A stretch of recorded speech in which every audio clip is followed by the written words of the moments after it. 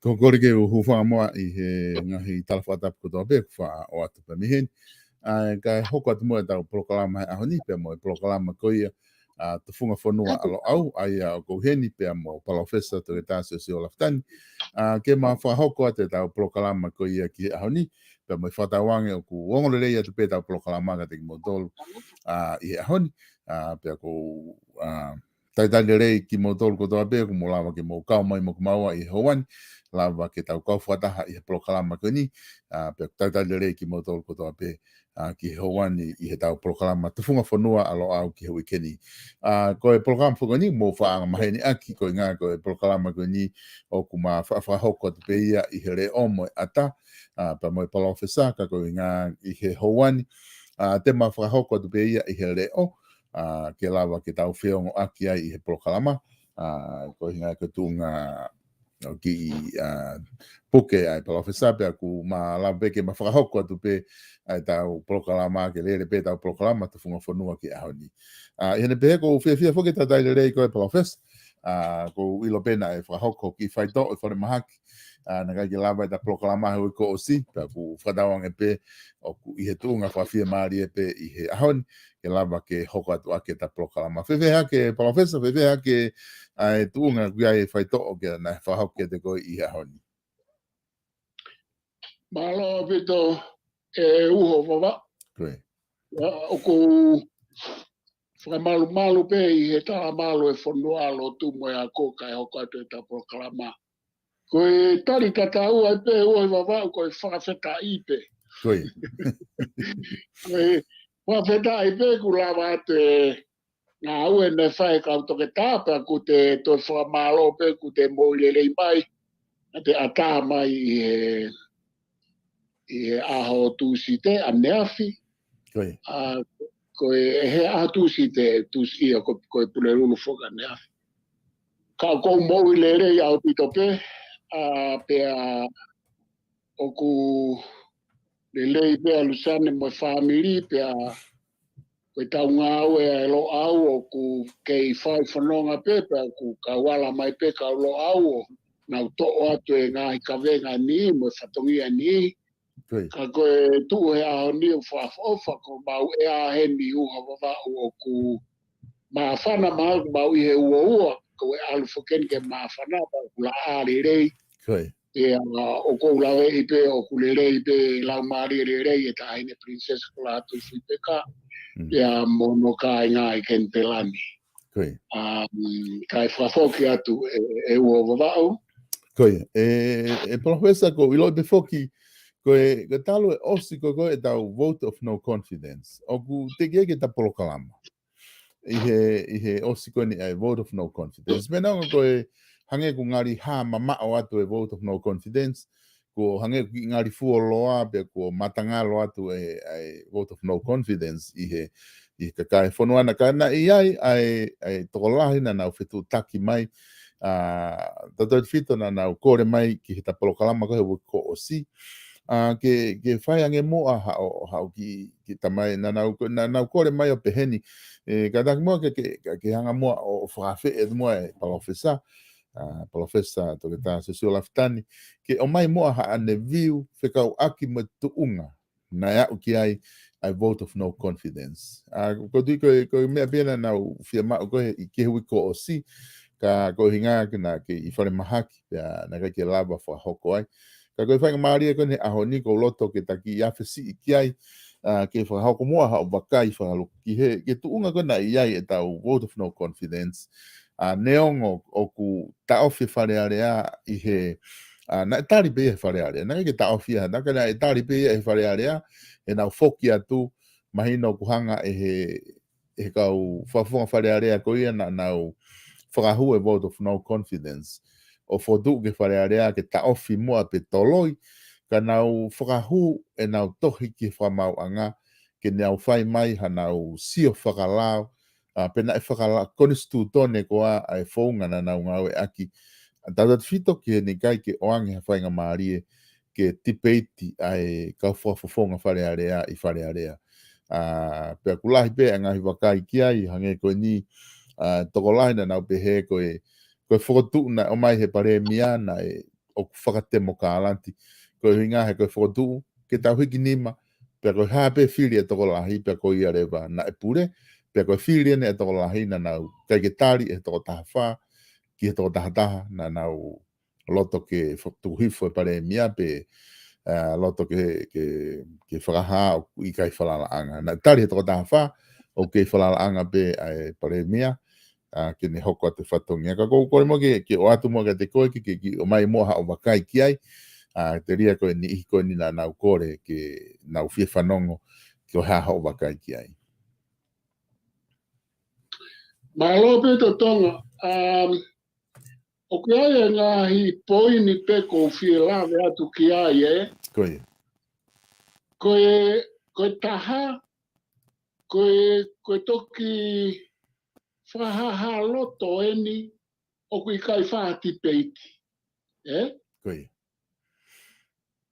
Aia, koe poini koe whahaha loto eni talo e lere mai whahaha loto a tae whalala o ngā o kui kai ke whai ha tālanga. Koe. O ku whakarea whoke he koni stuto ne ia koe tipeiti, ke oange a koe whai e tipeiti. Koe. Aia, koe ke u mahino ia pa koe hai uhinga nei aia e whoirea tipeiti. Koe. He o ku uhinga kehe ai tipeiti ia nei whakahu ia he uawhi hongo furu, o i kai ngā oe aki ai whoirea area pe koe tālanga. O kou pehe koe wherea to tonu pena to tonu ke ai koe area he o kui ai e tālanga, pea moe tala noa, pea moe malanga, o kunau kakato ai unau koe a koe o kou uhinga i koe na e uia e whare koe area kou whata anoa ki ai. Koe. Pea o kumahoinga ani i ono whakarea he koni stuto ne he koe whoi lea kotoa pe i e koni stuto ne, e tauhanga o whai e tau whakauhinga o whakatatau ki ai. Ta koe rea ia koe ai o pehe, ke oange ai taimi mo ta i wā ke whai hati peiti. Koe. Ka okuto e tānaki mai lalo, ai pehe i e koe ono taha pi en mahalo, o kou tānoa ki ai pe koe ono ua, ka okuto e pehe pe ai, he foi tānoa koe he mea koe ni, ai kou tau kawe i he kau tāmana i kai ke whakahoku o tae whakau koni suton. Ka koe foi catch 22 he lau a kapuapalang i hoku pehe. Ka e whai o whakatatau ki he tūtu uni ai whare. Koe. Aia, ko hono tipe iti i, koe foi rea o ngā oe aki, pea moe to e tānaki mai foi se tesi i lalo ai o kupehe, ka e whai o whakatatau ki he tūtu uni ai whare. O kupehe mai koe whakotu, koe lao whanganga, pe koe mea kono hoko i he whahaha tai whalanga. E moi mai ai hono tipe iti. Koe. Ka i lalo ia, o kutu ia ai, hange kou wharea, ka e whai o whakatatau ke tūtu uni ai whare. Aia, o ke tau wharea taha, ki hanga he sea, o interpret o whakauhinga e tūtu uni ai whare, i e fo imbo menipi ko ia. Koe. Ka koe whihia, kau lawe peke poini ko ia, kau toki haupa.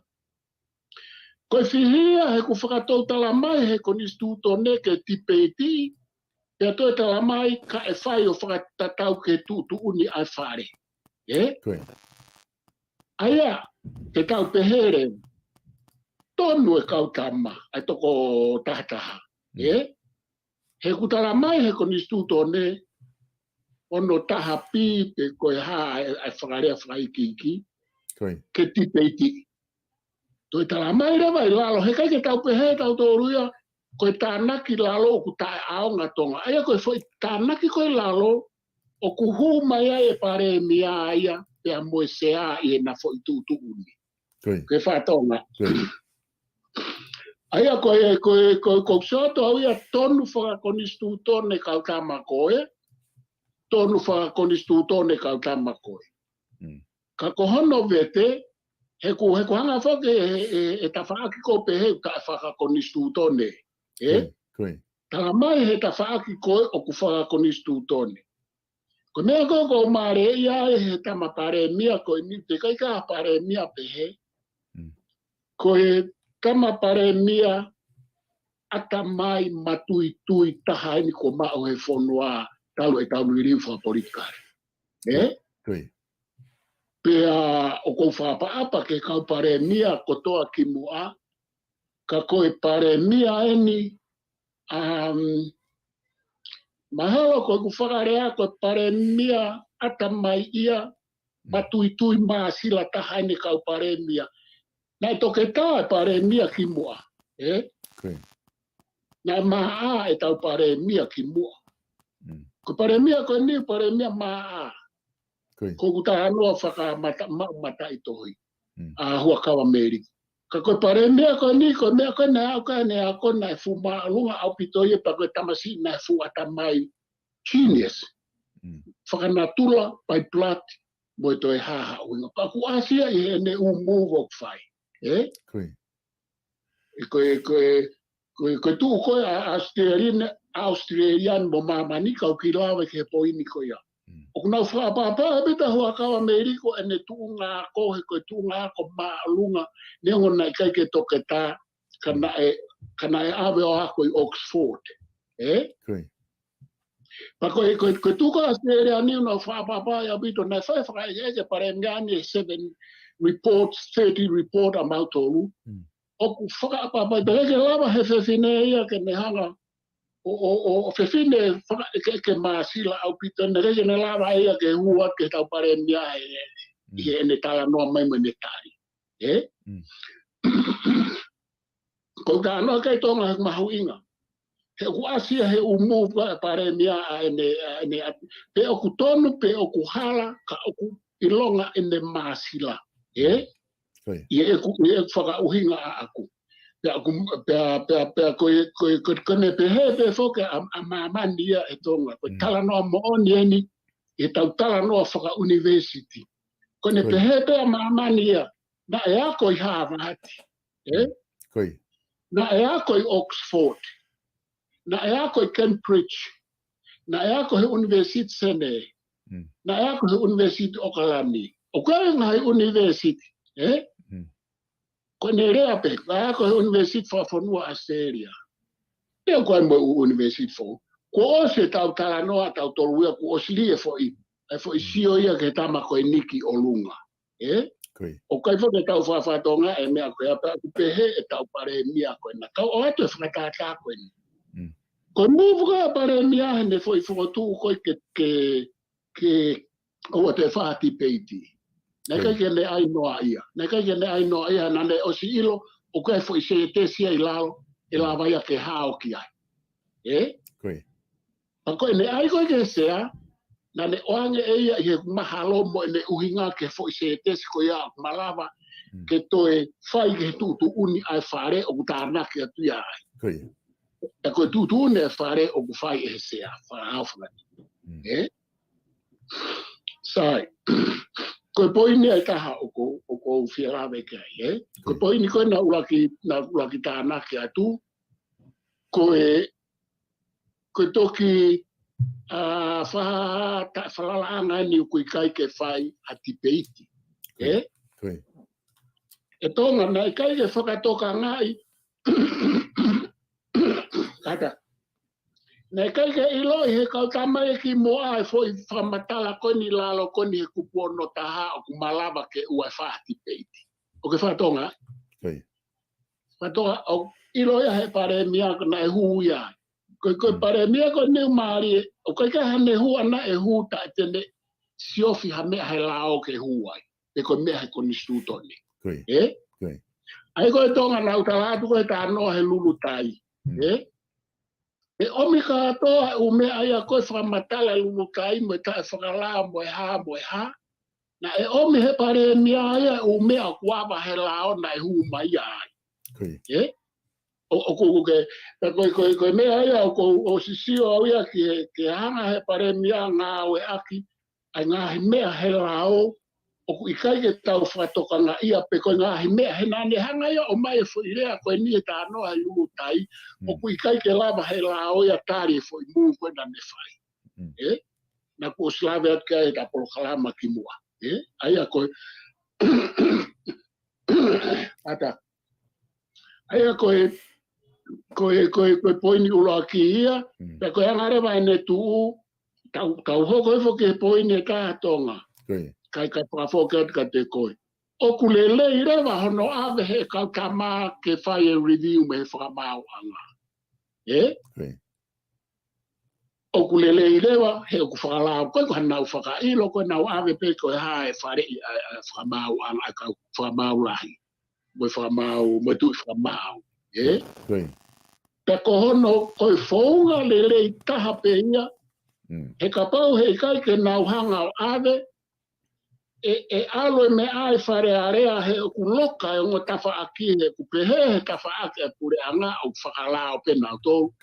Ia o ku loka mo whahai e toko tātahau nau pehe nau whakalao pe tōu. Ke nei tonga e kaimi kou tū pehe a whare area.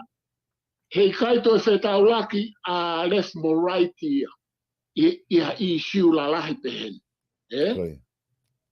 Ia koe fo i ngau e tonu au pito e toko tātaha ke ave ke o mai ai whare i moe lau ai whakamau. Koe ke te aha fau, he ka pau he kai ke nau ave, te nau hetu te nau tau ulu i loto pe ai alu e whare are ai au koe fōtunga ke hei ai alu e ki ai. He ka pau he kai ke ave, koe umea fo ke nia na e, iai umea e na to tom ke whai he uafe hango fulumbo e whenga ni riwha te mukalati, o kai koe ope o whakailo e whare are aka koe ave ke whare i whamau anga. Aia koe move ka mateni ka puelu e lu, koe ne ave ke whare. I mea koe he wāhenga, koe kutala noa, koe move le leia ke whai. Pe hange koe fwoi ngau e kautama koe ni, koe nau ave ke whare he kai. Koe umea e wafe hongo fuluna e tau ulu e kautama ea tambo nau tolu, ko hinga hene kai ke fou he foi founga ko ni ke ave ke o mai he whamau. Ke koe foi founga ere i taha pēne o kousia ki ai, mama, whakalao, koe hae tutune e whamau, mana tui koe separation of powers he kai ke lava he whamau anga ia ke nau tikiteiti maha mea ke whare area. Te tau vilo atu, te tau toi foki mai rewa, o toi whai e lau ai whare, ka pau, he kai ke whia maare e whare e tau pehe, ka tamai whamau anga. Na e tonu pe ai pare mia ia pea moesea. Ka pau e tau mai whamau anga e mea ko ia, e ngau e rewa kau tā mā, e koe hae nau ngau e whai mantui koe ki, whakarika pehe ni ai ave ke whai whare e whamau, he ko inga ka pau kala mai o ku hala pare mia moesea. E malawa rewa he kauta maa ke nau whakailo. Ka pau e alueto kala mai o ku na e tonu pe fo i whaunga moe anga hono a whangatuku, whakonistutone. O koe ke ui loi move hono hoko e kauta maa ko inga, he kona kala mai he whamau, ka pau tamai whamau ia o ku tonu e kauta maa, koe ke aha uhinga ia ke whai aha whakailo, e koe inga ke nau malo. Ka koe mea rewa hoko kai ke uilo ke ai mahalo pe na awhie maarie pe kauta maa ke tari e whamau anga. Ka te tau tatari atu ki ai e ua wawa au ke tau wakai pe koe hae loa ai o mai whamau anga e nau tari au whangatuku. Ka oku neongo ta ofia e tau whare area, ka ku tau pehe o ku whamore paanga he tawha ke taha e tau toi hoko atu. Te kai whoke finalize e fo i whaha kai loto ia a whalala anga e whaha kai loto ia koe tai whalala anga e fo i mea koe ni o te kai whoke tau tāpuni ai pēsi ko ia ko inga koe toi koe ave koe nipa koe kai ke lerea e tau whare area he kulawe i. Ka au fia se aka rewa ku pe ku tonu pe ia Ianga ko vakai e uho vava o ko nga te kai ka puni for a vote of no confidence o te kai ke ta lava ho kwa ka re ba ka puni Kai. A pe ko fa vofa ke pe au fo ofa au pito fa au pito ta fa ofa au pito ta fa longo ke mai ha fa matala fa ma nga fa au pito se nga ka ma na alu pe fo nga ko na pe o ko fia pa o me o fai mai ta lere mai ko ni e pure anga ho ka va mediku he kui kai ko fratupu mo veu i tu ala ko utalanga perfeka ko ni mo o me o fai ade ka fa ke ka ha mo to ta ko ni o ku fai pe to u me a e u hoi vava o i na feinga ke no fo e con istituto ne mo la me ha me ka tau ka mama he te tau ita ka na tolo ko ke na ha i tu ala ko me ma huinga ka te fa fokia Pala ofesa o ku mahino o pito whakatala noa ki o mai. Ko ai be e whangi hiu heni ko o mai he kakai he isiu ko ia. Ka te toki foki mai ki ai. Ko konga ko fie whakatala noa tua i he hange ko whakatala noa ko ni ko ke whakahoko. O ku tau kei e whihia peni i he mea ngā ue ko ia ko e VONS, ko e Vote of No Confidence. O kos mahino beke kakai ia professor o kua e mea ko impeachment. O kia e mea ko whamau anga, o wai ni ihu nau, o ku nau ui, na kaupe me pale mea. E taimi kona ne whakatua i ke sea ke whai pāloti, nane mea aki pei whare area. Ka aku ia i hangahi mea ia o ku mou pehe mo tolu ia, o ku ke mou fie maari ia, ka tau pāloti tau tolu. Ka pau ha mea koe ke fie maari ia, ko whamau anga na a tāpe ke tau aluki ai. Aia o goenga mea ngā ue ia o kumalawa ke whai. Pe lava pe ia ka whafofonga, koe ka whafonga, nau tamai te nau ngā ue ke impeachment, nau ngā ue ke awe ke whamau anga, ko whamau ngā whuke whi mai whamu o nia ki ai ke mātu aki lahi au pito ia, o na te whai ha te taute i whamoni ko ia. Aia ko tukunga ia o ku iai koe mea, ko tau ke e whihia pene ki whai mea koe ni koe VONS, i hene tuu koe taini mi hangai koe ia o ku whehu i mai koe he kakai ko taha kune whehu i mai i whakaukau koe ni. Ko te whanga o atu peke ke wakai ki ai. Ka taka ke whehu i ange ke palo whesa wheka aku mo e VONS. He aku hange fu tuu tau atai na VONS i kai i ai ha whaahinga lao ke ne tau ta ofi e kau VONS. He aku hange aku lahi ange whakamore he VONS whakatata ki ai ka fo i he VONS. Pe ulungia e VONS, pe nau fua e whakamore. Ko e whehu ia o mai e ui mai whea klomatang. Kene, ko e ke tu pe, ko ngā futau ataina e VONS e ne tu u totonu ke whainga lao hange ko e ni ka pau e te mo whae VONS, pe mo fo i pa mo fua e mo te whakamore. Ngā te atu ka te koe professor ke waha o wakai ki ai. Io, kona uloki ho tara noa, io nau whanongo ki ai ki he mea e pare mea koe ki e ne whenga koe ke tu usi koe ai tipe i tipe koe area, ke koe stepu hoko koe o ke whamau anga. Aia, kono mo ni o ku uhinga e koe ku tala noa. Nai kai kia pare mia ia rea pe he mai i a VONS ki mua. Ka kune o pare mia koe nia, kune sanga pe ari mai o mea he kuosi mahalo pe e hoko atu e kau tamahe ne hanga whai e fo i tisisi ni. Pea o ku hau fokia he fo i konga koe ni o laona ku lawe atu ki ai o ku ke kai whai o kau aki pea mo i tutu uni ai whare area. Tai, koe konga kona i e whehui ma a koloa matangi. Na e osi koe wafe o furu pea koe tapolo kalama ene fia e ua wawau o kou lawe ai pe koe foi exercise whakamore paanga.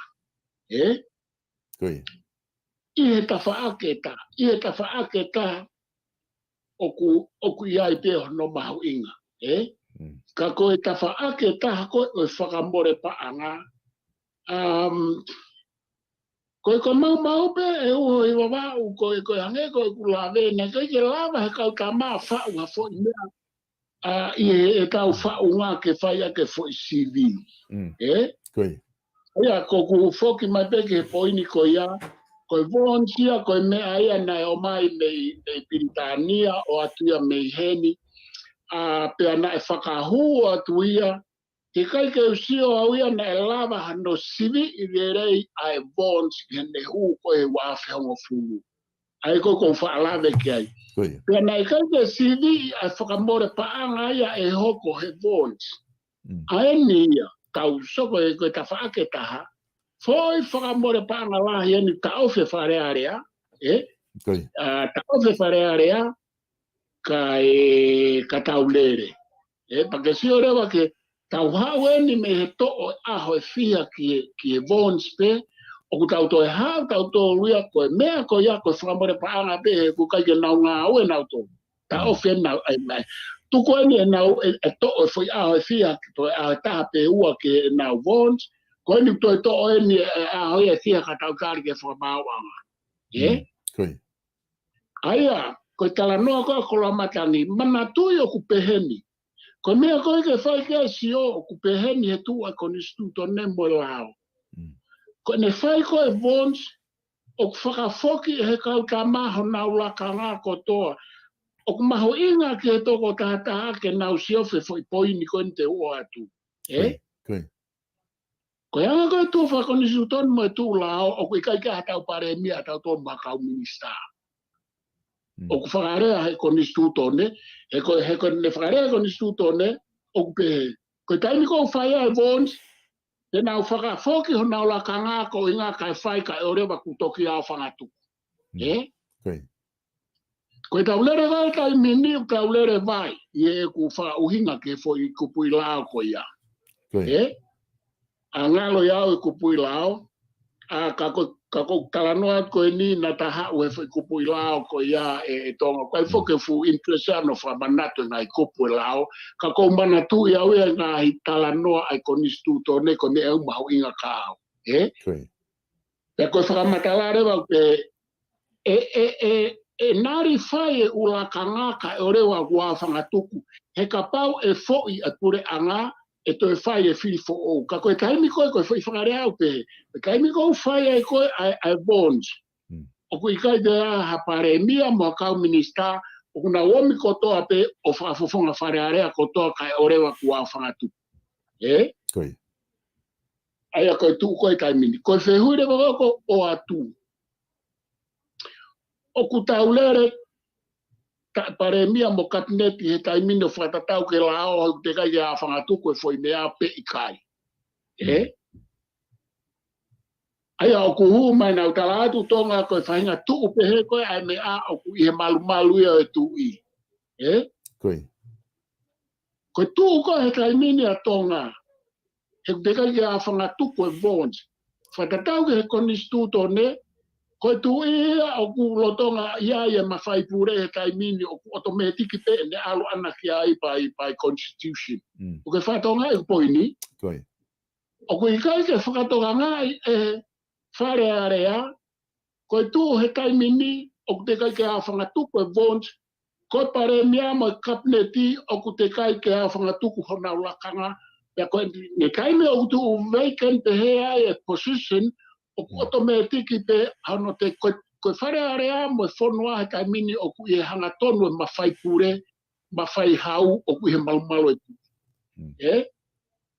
Koe nau whai hara nau tore nau umea koe niko nau whai whaka administration pe. Koe mawhai pure ia he ka whaha, ka hanga he kau kama toko taha o hoka e fo I mea koe na kou tala atu e maaria au pito ia.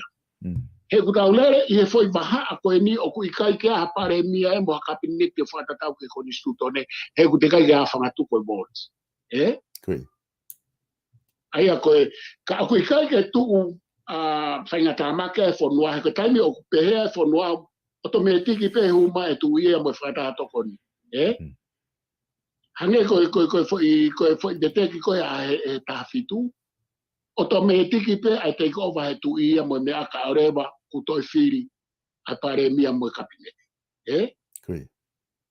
Ai ko me ko tau ku mahalo pe ko tari atu a tana ki mai mo fehu a kola matangi mahalo pe ko la me pia Koi.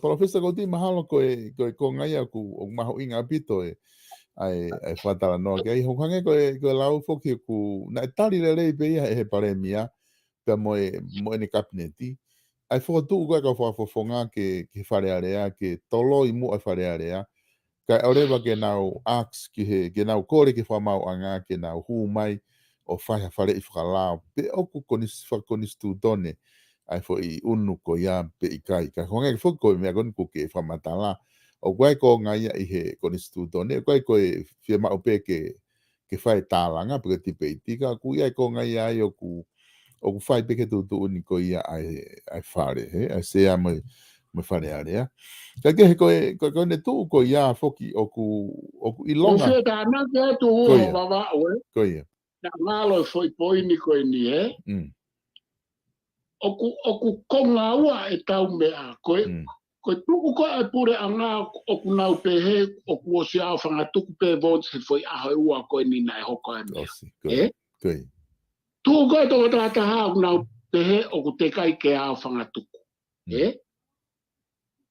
Pea koe nau ngau e koe ke whamau anga hei kai rewa ke pehe mai pare mea me kabineti ke hoka te whale area se pakia mo la au te o ku kei whanonga kau ka maia mo nau kaut mo nau pe aku nau whema nau tō ke a whangatuku me whamau anga o ke whatonga aia o ku pehe he pare mea me kabineti ko tau a whangatuku e foi a ua koe nei whai ai ya pehe rewa he kau ka ma o ku te eki ke a whangatuku koe mea ko pehe ai o ku kei hawa nai e tu kei veke ne tu o ngā ko i ngā he ku nengo kalamai o sa whangatuku ka koe no ta o te whare area pe ku taramai ke tuku he ka ke nā lama na tō ke nau hoko te whare area he ku kai ke tui e kau ka maia ke nau hoko ato kai ke nau tui nau tōruia o ku tonu e pare mea me kabineti ke nau kei hoko ato he ku te kai ke a whangatuku ka whakawhoke atu ua wawawe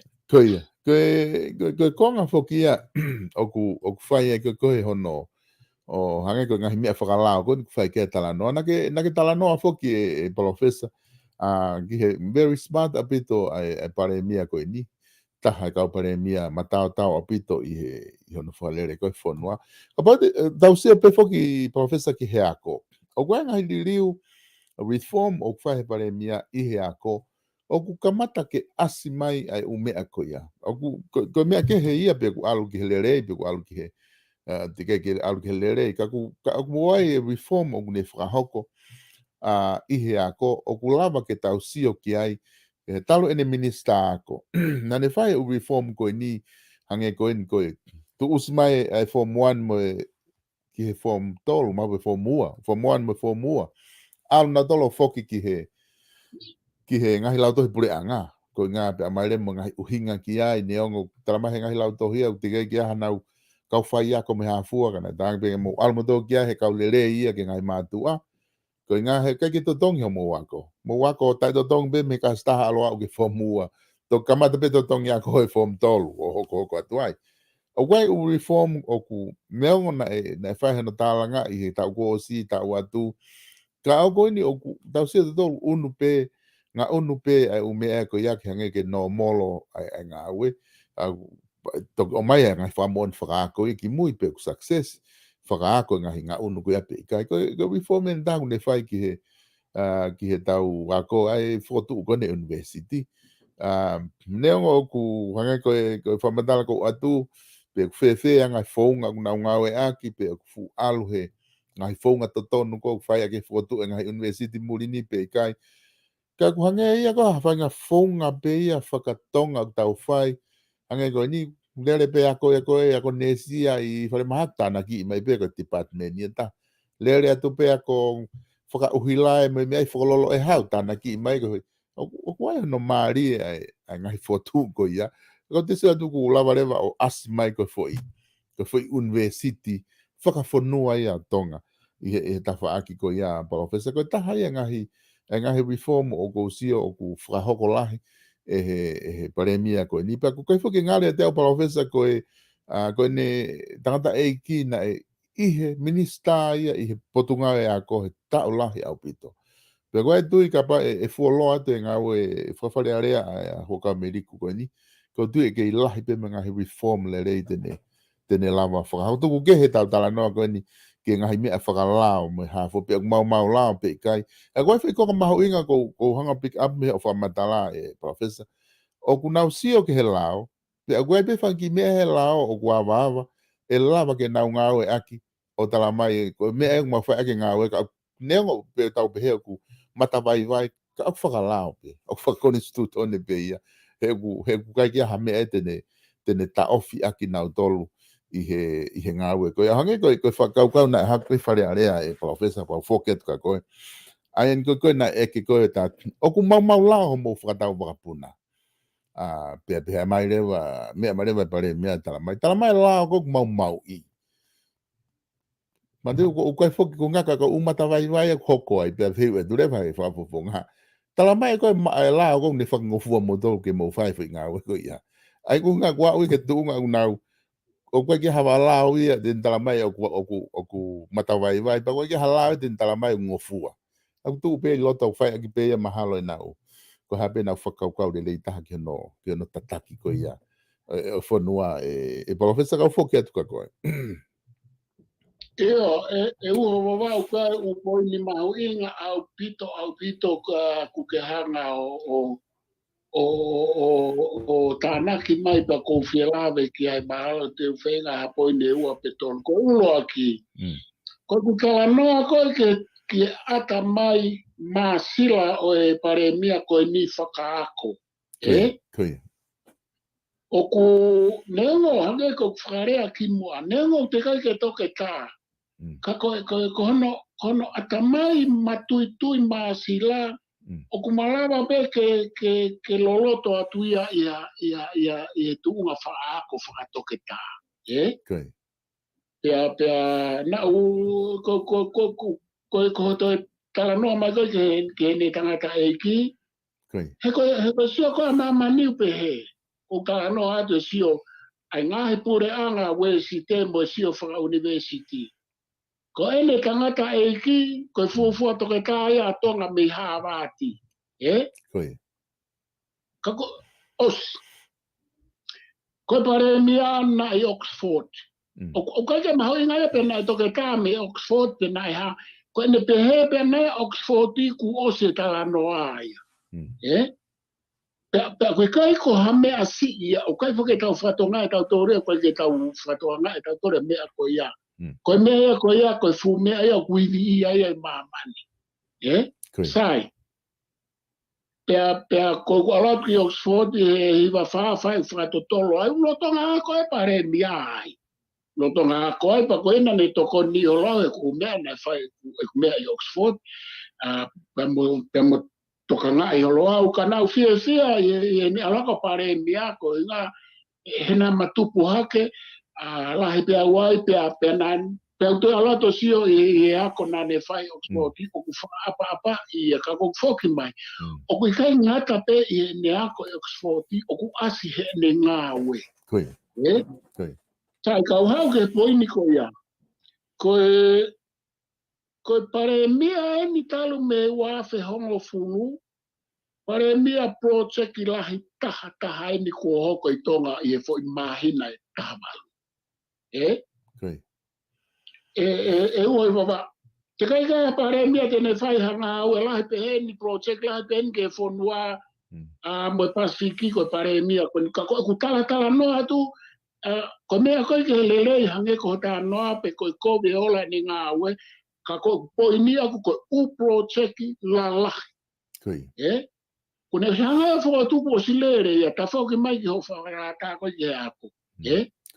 Ko también la que samla crispo hiva ko o pare mia na me fenga ke ala ki ako. Me pot ngao ako ko na minista ako. Kana ne ala ya ke silapa. Pena whai ai fulonga alahi ai whonua. Ko tai na alaka ai paremia ko ni na minista ako peto alaka ko na ko paremia ko ni na ala ia ki faunga na ala ia ki structure na ala ia ki faunga ko na ke hemo samela crispo hiva na ala ki silapa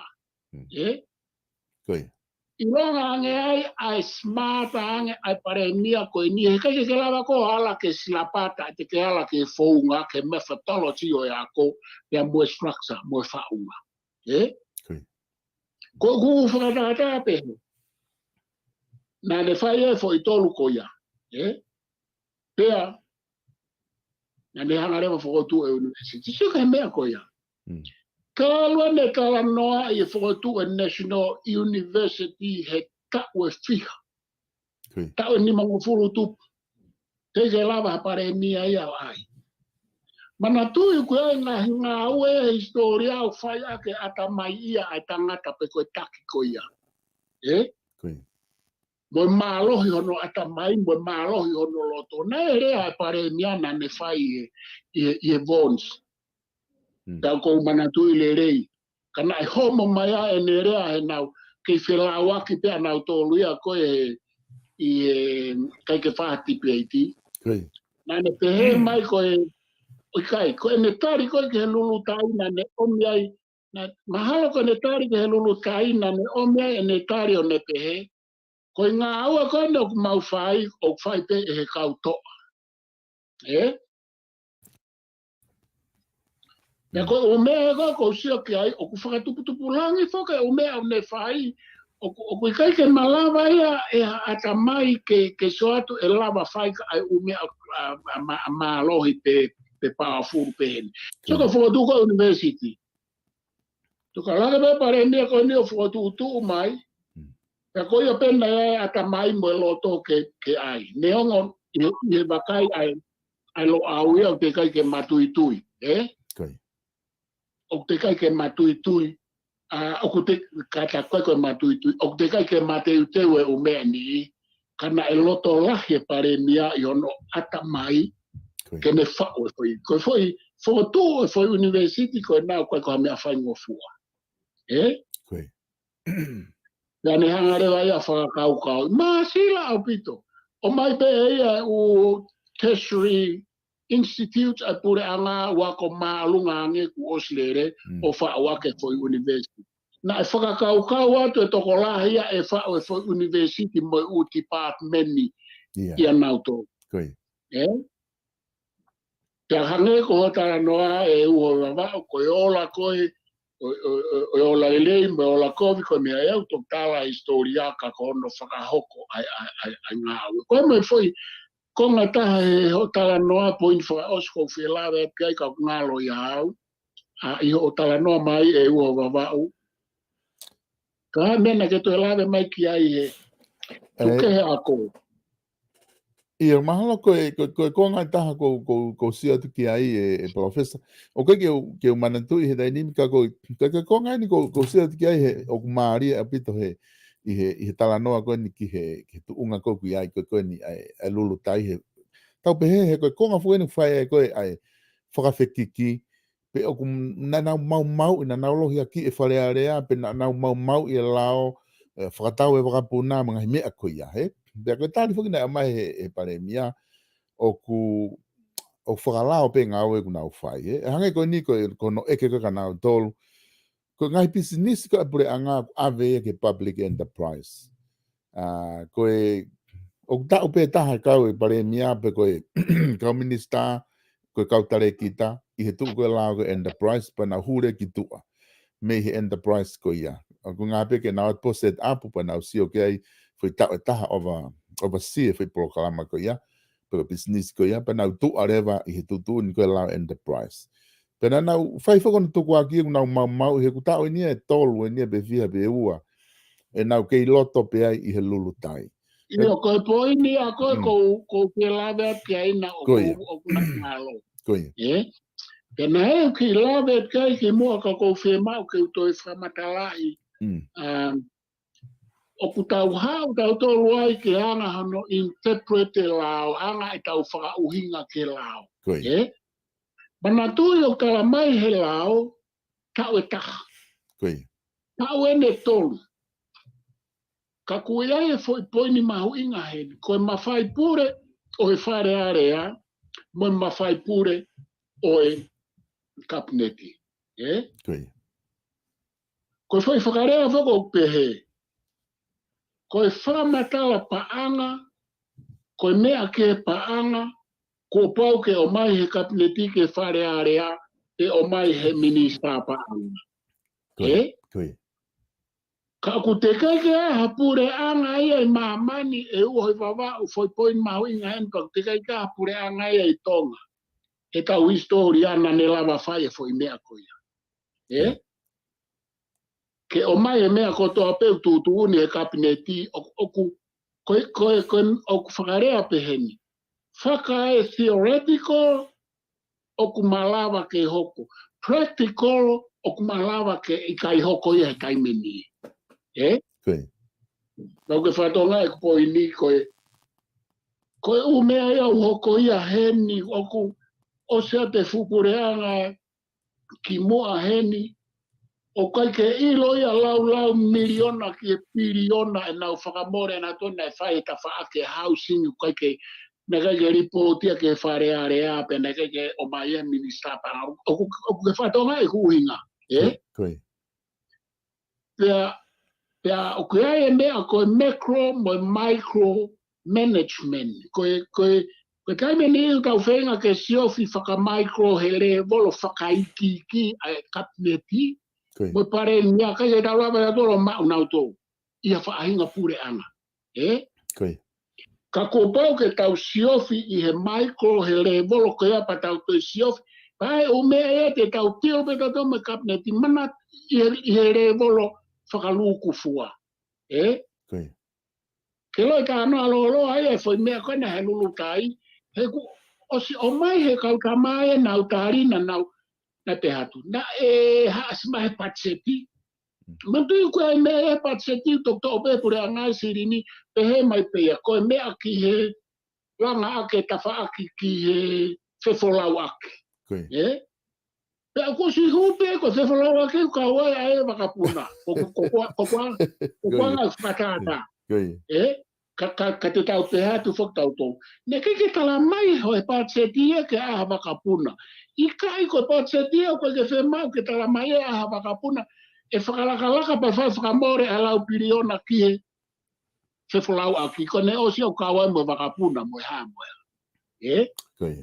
Ko te mea tā ko whefoki mai kai uho i wawa. O ko whaalawe mau peke ma whai pure o e kapineti mo e pare mia.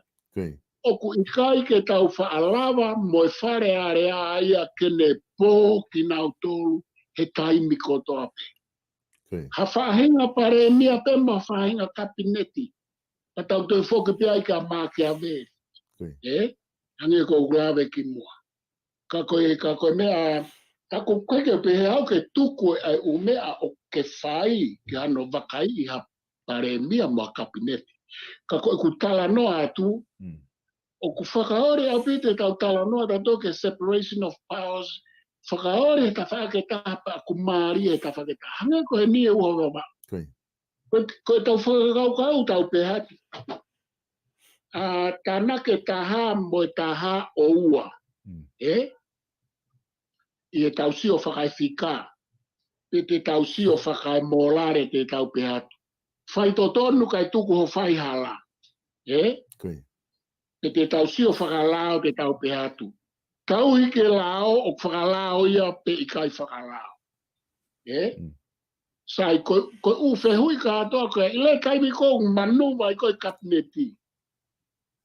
O tāna ke taha aia mo e taha, ha whahinga kapineti pe o maua e noa ia. Ta koe mea koe tawa atu koe ke kapineti u kai whakalao, ta mai kapineti ia u whakalao. Kau whakaos mai ke mea nai mea ke pare mia he bonds, ke lulu tai. Na ane tala mai, whakatatau ke lao, Neo ko e taha pe ave ke public enterprises. Ka oku to maka tuunga pe ya pa foi poi ne mahu inga. I he mawhai pure o whare o kapneti he nau pehe kua ready, kua mateu teu ke tuku atu. O kai ke pehe ko e tau e taha kua pau. Ko ne tari mai a me tari ai lao. Pea ko ne pehe o kai o me ai ko ke lava he lao wha matalai. He ko hinga he kai ke pehe pe tau e taha tuku ki tua. O kai kai pehe tau e taha ka kuto pehe pe lao. Tau e taha kai whai I hono toki a whangatuku e kapneti sang. Akapau to pehe kapneti au te ke ready ta e ua.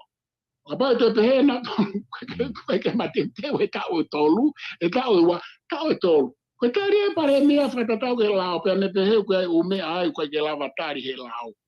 Pe ko na tolu pe na wa whatu. Ke whatonga e tonga he ka noa ke mea ko mawhai pure. Te nau separation of powers, te nau whewa kai aki, te nau whe tuki aki, te nau whe whakatonu aki. Ka, koe foi catch 22 koe I lau a kaupa parangi, ko foi mea kou o whe paki ai. He kutoi malawa pe he kapneti ia, ke nau whai e nau tū ni, kai ke lava he whareare aia ke nau hanga pure. Pea koe no molo ia ai tū, ai whe wawa ngai mawhai.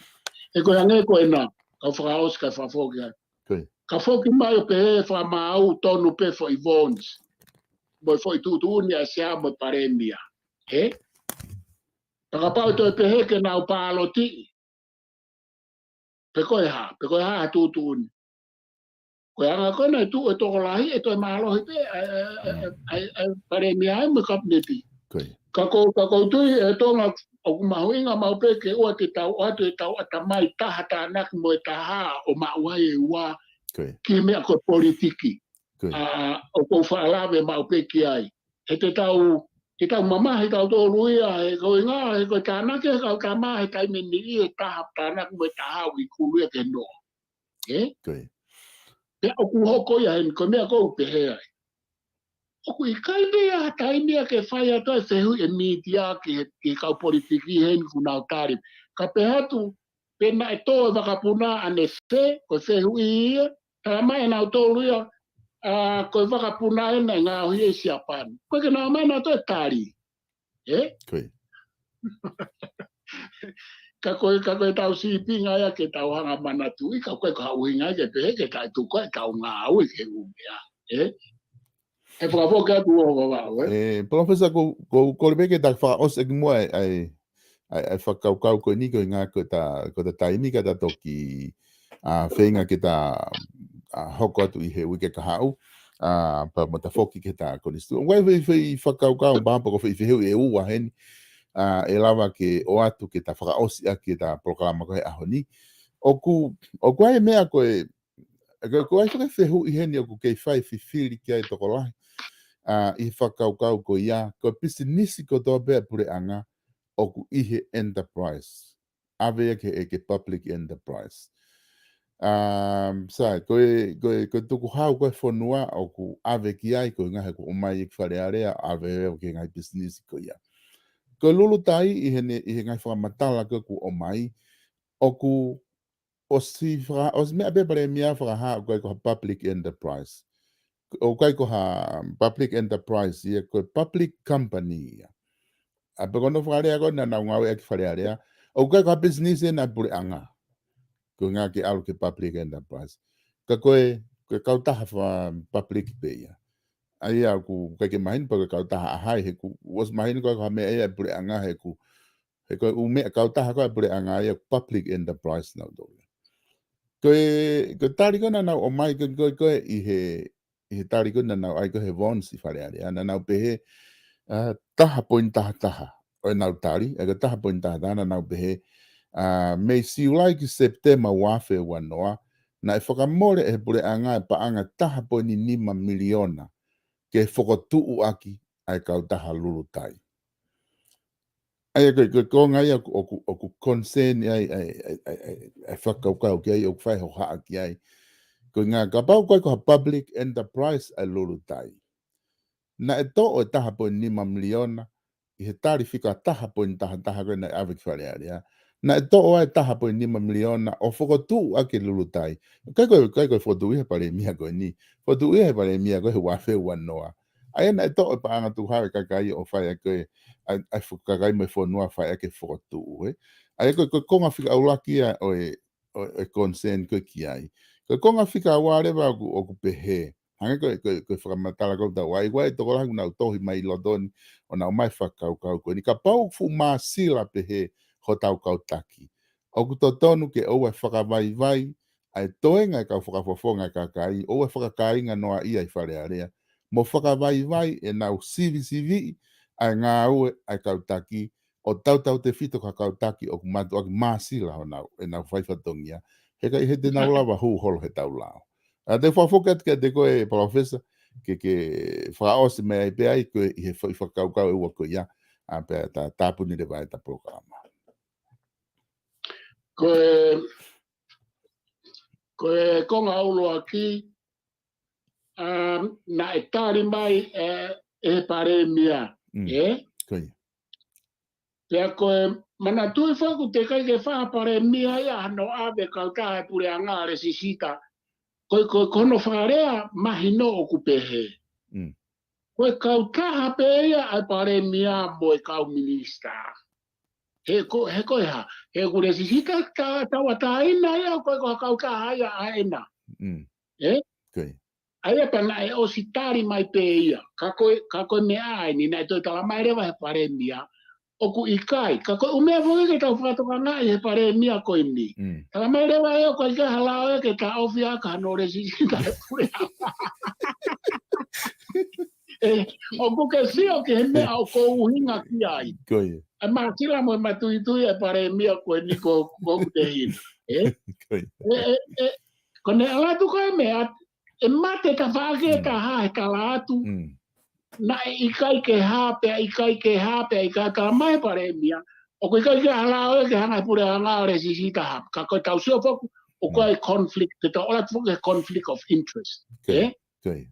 Ka koe fehu I, o ku whakalao pe ikai, tari mai pare mia o whakalao kato mea, re sisita, lere fu company, civil engineering, o tamareva pare mia, neongo koe kauta company tau ataina ka o koe kai ke lere tae whakalao. O ke sio ke poini koe pare mia. Aia koe mea rewa ni ke kumi. O e tau kauta ma, o kumi ange, pe koe ha mene lava he pare mia ia ore sisita e foi kauta ha, koe ha no uhinga whakalao o kungofua whakalao ai. Ko poini te nau sio ai, ko whewai vai angai lao, he ku o si tū mai pare mia aia, I kai ke aha no tapu o naia ke re sisita he pure angai ha kauta. Tā mai au kai ke aha lao, pa ka pau ko ne mo oni, koe whoke wila whai ki ki. Tau pehe, ka pau ka ne mo oni, o kui kai ke nau mo ua nau tolu, no whai foi mea ko ia.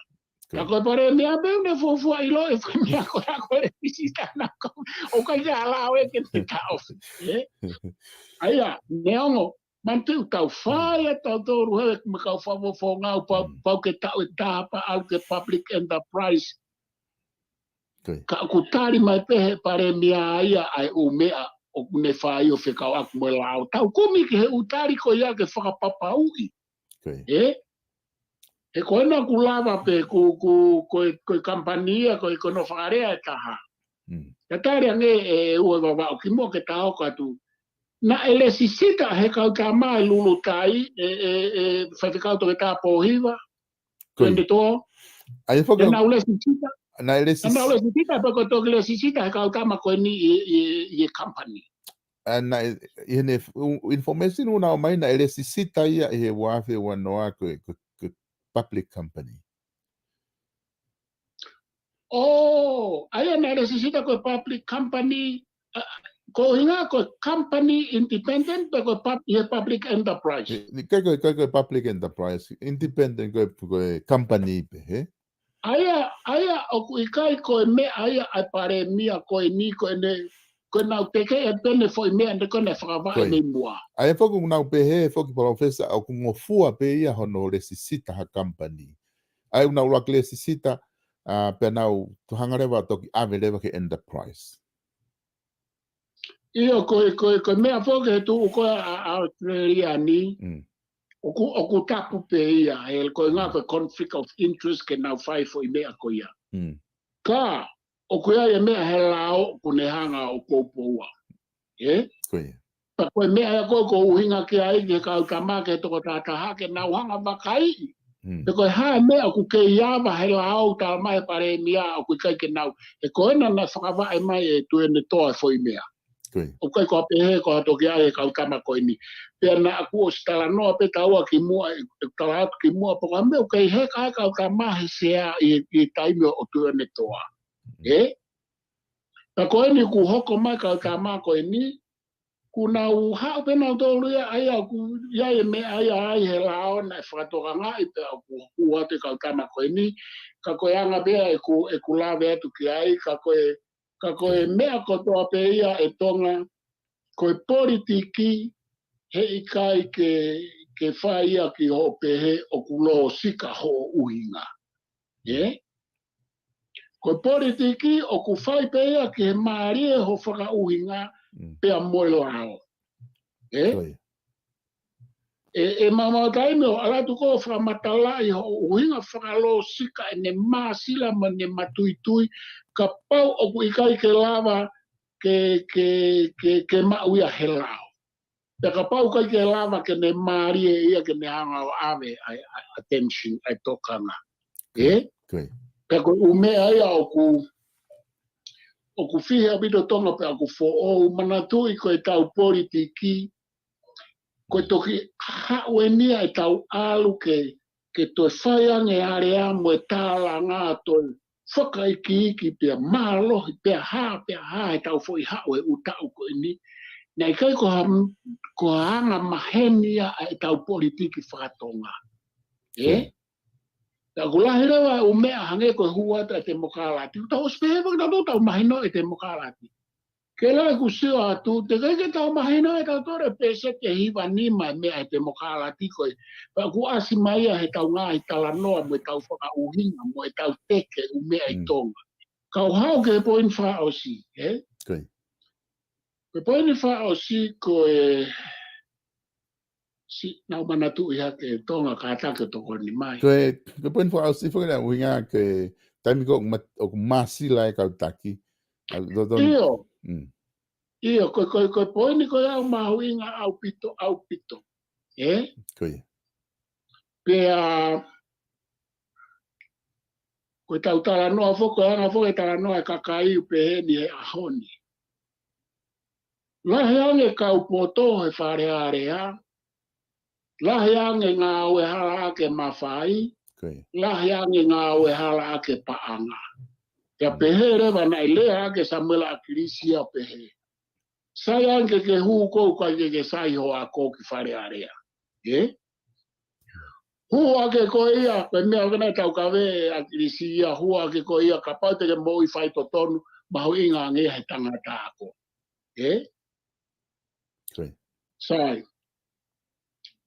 Pehe kuhanga he kawako he tau tānope ke politiki tuku ke umalae o kuna uhanga e nau tolu o ngau e ake ho nau atamai maasila mo matui tui ke nau kākā ake. Aia koe fo i whakarea ia koe nai ai mai Samuela Crispohiwa kusayang e tangata whai totonu ia. Sai koe me a tonga o kupehe. Ko mea fua ko ke tau fua tangata whai totonu ia koe tala noa loa ia. Ko mea fua ko ke tau fua atamai koe o pehe koe tangata toke tā mo tangata maa o ku maasila e koe toke tā o ku toi whakailonga whehu i pe mo ia. Ko mea ko tau iloi, ko mea ko ulawe kia e ahoni, ko mea mahu inga ia, ko pare mea atamai maasila matuitui tahain ko mao e whonua. Sai, ko poini ia. Ko poini rewa, se kau toke tā. Tento e tāri peke ai. Nau māsila mo matui tui. Ka aku nau kehe. E ko nofo ao sio atu, ki he kehe ai tuunga whakakaukau, wabanga mo māsila matui tui, o kau tama koe ni ako le rei he whare area. O kou sio atau ke nau whaita tau mo nau kehe wanga ai atu. Pea mo mālohinga o mo vaipaianga ianga pe eku wakai a aku. Pa kou whaapapa e te au, tuku peka nau toru, ke nau whai nau ngawe. Koe poine tā, koe pehe koe oku saiange tama kou koe ke ako rerei kai whai totonu pe. Nā aku pehe ane nai koe fo i tala noa loa ia. Ka te whakarea pehe e uho wawa. Koe tama, koe tau tala noa da tō, koe mea koe ata mai. He ikai ke tau pehe koe tama oku ikai ako le rei pe ikai matui tui mo mātila no ata mai. Pe te tau pehe koe tama toke tā pe oku māsila mo matui tui. Io māsila mo matui tui. Ka oku toi malawa pe he tama ukai ke ako le rei ke māsila mo matui tui hono ata mai. Ka i ngā he whakauhinga ke o makatuunga ke he ne whakakaukau mo ne ngāwe. Aia koe mea rewa oku pehe ni, kau alu ke au whangatuku e ta polokarama.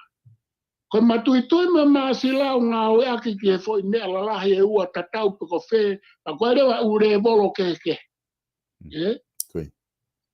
Oku whai ake e ngo fwoi mea lalahi e ua. Ko o lava o whakakaukau le rei, mo ngā o le rei ak, mo whai to tonu, ai matui tui me māsila. Pē, ko o lava o tae whai to tonu mo kā ak. Pē, ko o whai lo ua, fwoi mea koe a he taimi o kei whare area. Na koe mea koe utau wako koe mea mākia veri, o kutau whai lo ua e fwoi mea ata tau poko where volo matui tui, mo māsila o koe ai ho tau ata mai. Ko mea rewa koe ni e oi wawao. Fie mao rewa hange koe whakatanak, whakakaukau koe na ku whai. Koe hae mea te tau lava ai, o ilo ai kākā, mo tae whakalao, pe koe whai to tonu, mo whakalao ai atamai matui tui, mo atamai māsila. Ko hono, tā ngai mo whakawhehu ia. Koe tālanga pe, mo area pe, ka rewa ku homo mai, he kai e toi ilo koe ha whounga ta tau poko where volo māsila mo matui tui. Kai e toi lava ha whounga e koe whounga pe, ko hanga pe o hoka pe, atamai e toko taha ko ia. E te ke lava rewa malawa, i he whekeri, hakiri, wakiri, tālanga, harea, moi hāfua, ke lava o sio ai ki ono ata mai. Kai te a whaunga. Ai ako kuhinga i kou mahu inga i koe ai opposition. Mahu inga ai ua i kou whae kau tama koe nā. Hange ko mea kou whae tā anoa tu, hange ko piveni. O kai keu tu iau ke mea whae patoa. Ka kou whapapa ea piveni, na o slave atu ki ai. Kou whapapa e ka piveni, pe o ku hala pe ku tone ne mea whai, ka ku ne tū ato whaingai ke whawhangu ke ta aki mai uto e kau tā mā, hange ko whatapu. Na koe mea ia koe te tau lawai, he kai tau tau lawai ka tua whaunga. Koe whainga pe, ke tutui pe he ke tau lawa ta aki mai mea o fufu, me mea o tae fufu mea ata mai o tangata. Na koe foi method ia ko o kui koe he historia, o kui he whangamau anga, o kui he lotu, o kui he politiki, koe Socratic method, ko Socratesi i karisi na ne hanga fotu mai foi method ko ia. Ko a au mai pe na whakarea whoke au hangea ha, koe whakarea whoke e Socratesi e ia koe whatatau ke tō taha maha uri. Ko ia ne hanga whawhanau I mai ilo, iono a au mai. Ia koe mea ia koe ke whai koe I he tau whare area, ia koe kai koe mea koe komi, ia I taimi malo, taimi vai, kai whai te. E koe mea pia te tau ilo ai o mea, ia tamai matui me masila I ta whaaketa. Malo abito e ue vavau, kai whakafokia. Malo bito professor ko tui ku mahino bito ngai whamatala ko ke o mai. Pa ko lawe e peko osimo ta taimi. Ko konga penia ku wai taimi lahe o ku maari e taimi ku wa o hange ko me ko ke whamatala ki ai. Feinga ka taki nga hilanga fonu me hafu nga una fai feinga fa I ko e o na ko ke na ka wai ke na hanga sivi nga we mo franga nga we ko fa ka taki ke lele yang e ta nga unki mo ka ko e foi la kon ko maari e ma o pe wai ai me ko tatala no ga ani ko fe la mau ya ta e ka te fa e ta hai ka ko fe la na ne fa ata ko ke fa me ni una fa to no lo wa be ko ke hilo ko fe me e hala ya na wa ka ke pa lo beso fa malo la ya te e la va ta polo kala ma ha ni ko nga ko fa malo atu ko nga ko lo na ke fai to ga te koe pe ku na ki amanaki e lava ta polo kala ma fa ho ko hon ko nga ko ilo ke I he mohenga mama hika ku ka nga ka ne lava ni ko fa malo la hiat ba wa me ke loto ke fa osiaki pe ta mama re va hon Malo bito I vavau pe ko fa malo ke nga I feu ko to pe na mai pe mo whakatala noa e o ko whakaamu e uho I vavau. Koe mea koe ku na e omi e samela kiris po hiva ai mea koe tālanga moe area whewheka, moe hā ke loto politiki. Ki whare area. Pea na iai pe ngai mālohinga moe ngahi ngataanga mo ngai vai anga sa mela akirisi e whakatatau pe ai tālanga mo area mo whakawhehui mo hafua ki atamai o e tangata e kai ke toi maalunga ngei ai mea o ngata atamai tangata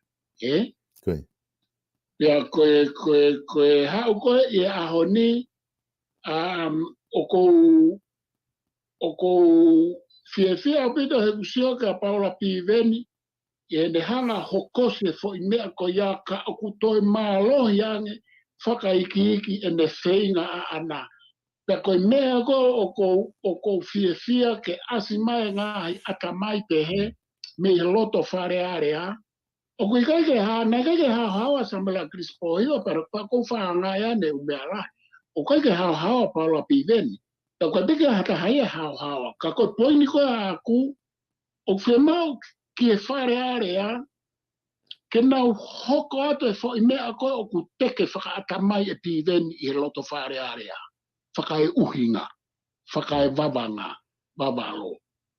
O whemau ke nau kau whakataha e whai mea koe ia, he kau lelei ki e whare area, pea moe whonua mono. O mai e umea mau pe, o ku ikai pehe, o ku ikai ke whakalao pe, o ku ikai uhinga whakakoni stutoi. Pea koe tau tālanga rewa. Pa koe mea ko fia whaka ose aki. E ue wawa. O mai rewa tau tala noa politiki o ai kakai, ko kuhinga ke kakai. O koe ke tala noa politiki, a koe ka anoa whakaako atua. Ko Piveni o ku tala noa politiki, o ku whaka uhinga, o ku vete whaka politiki. A ko kua whakatuku o pehe. Whainga ai social media ke nau tala noa whaka Piveni I he politiki. Ko kuhinga ke whaka uhinga, ko ke uhinga o ke moui a Piveni. He ko kupoini whakaosi. O ku te kai ke hao a Piveni o hofi whakasino hataha. Tene whainga pe ke ne bete whakai uhinga pa koe mea ko whima koe ke nofua e tau tālanga he smitia whakasosiare. Koe o meo whakawhekiki uhinga o ai o meo lau whakasino, lau ki ha, fe mau ke tau hiki me foi whakapo uri ko ia. Whira mea ia he miti au nau, o howe na tola piveni nau, o howe whakasino ia nau tō.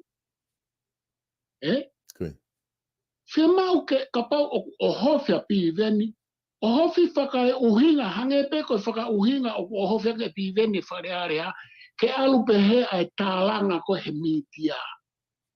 O koe ke nofa pivenia he sino, nofa pea he uhinga, whakawhekiki pe he uhinga. Pe koe tālanga e koe i he mitia, o nofa te ka whaakia koe o hofi whakasino piveni.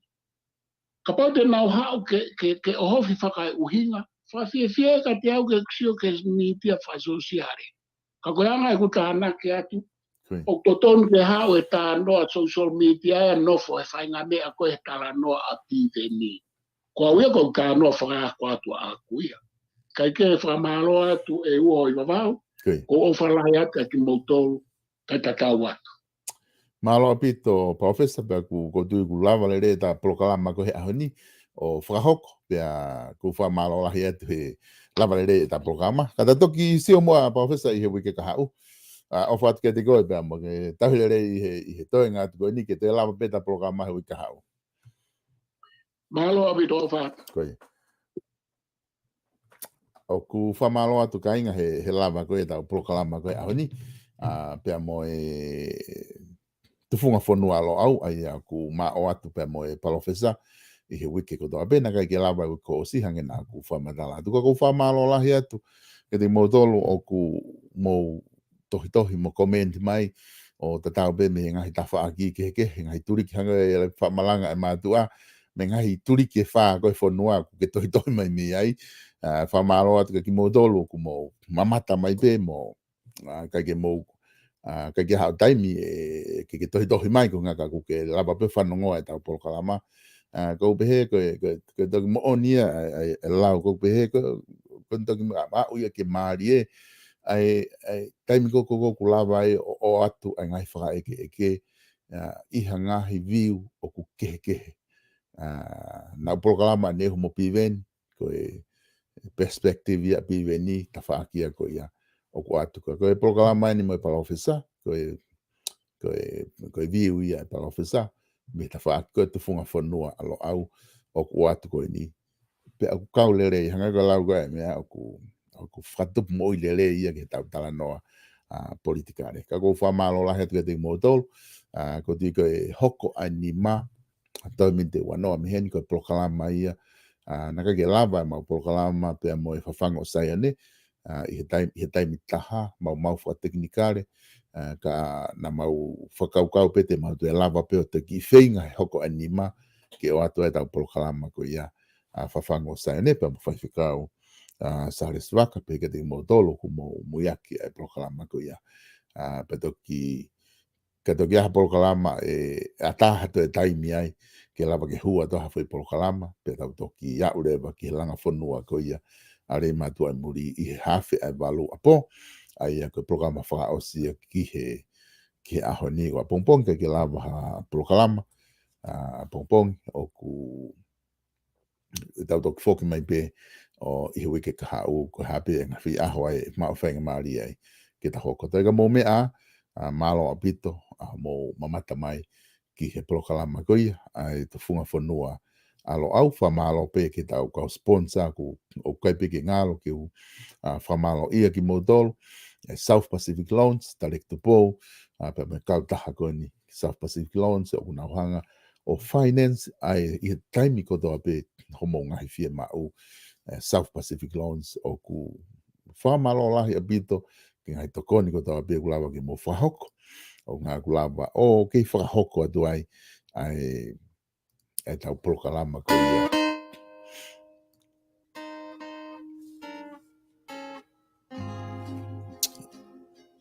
Ko ngai whi mau no ko toa pe. Noa walu nge au, walu, hiva walu, lea ke starik tupo, mo e nau kau ngau e ko ia South Pacific Loans i loto o tahuhu. Te nau lawa o toko ni atu kia te koe. Tahaia e tau kau sponsor ko e tau e ni tolu pe o se tau tolu e nau kei tuu pe o toko nia ke lava o atu tau mai polokalama pia me heni ke mo whanongoa mai e mai polokalama ko ia. Ko tau whare koloa wala ko ia i tonga, page Fashion Store, o kau mo ia tupe mo lau. Hao whahinga fia mau mehe su, mehe wala whakapelo, mehe wala whakakakai whiwhine, mehe kote ai kakai ko ia unau alu he lotu mo ngā ue, pia mo hapea vainga mea ke fia mau. Tok name pe koe. Page Fashion Store, ua fitu, tolu ni mao no, hanga ke tau mo pea building, te ke lawa mau iai.